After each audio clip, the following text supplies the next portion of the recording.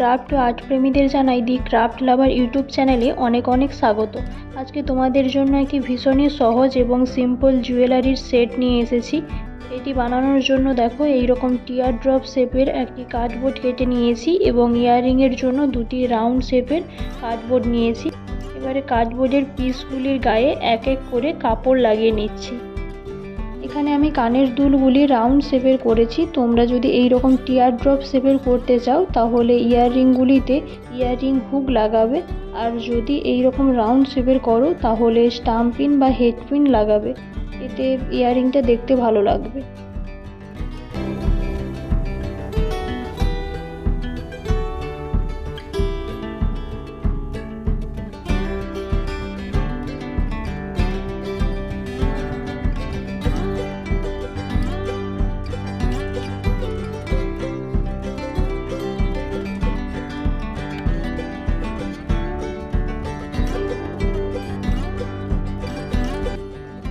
এখানে আমি কিছুটা পরিমাণে জুট নিয়েছি। জুটটা যেহেতু আমার অমসৃণ ছিল তার জন্য জুটের গায়ে কিছুটা পরিমাণে ফেভিকল লাগিয়ে এভাবে হাত দিয়ে প্রথমে মসৃণ করে নিলাম।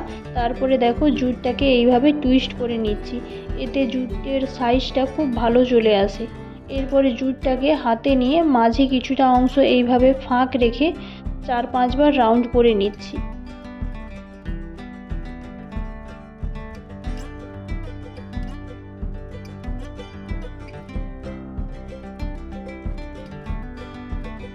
এরপরে লকেটটার ওপরে ফেব্রিক গ্লু দিয়ে জুটের যে রাউন্ড করা অংশটা সেটা বসিয়ে দিচ্ছি এবং জুটের মাঝে ফাঁকা অংশটাতে ফেব্রিক গ্লু দিয়ে একটি পুঁতি কাঠি লাগিয়ে নিচ্ছি।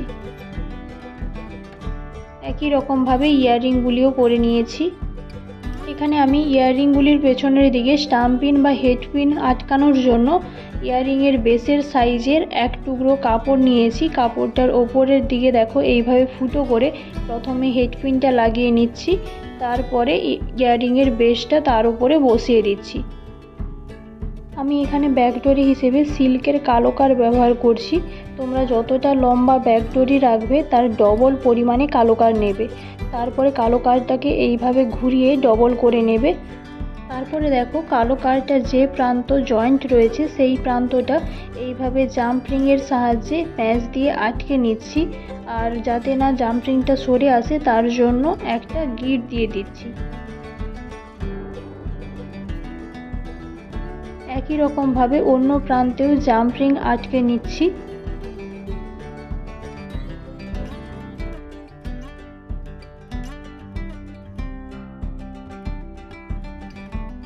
এখানে আমি জাম্পরিংয়ের গায়ে 2 বার গিট দিয়ে দিচ্ছি।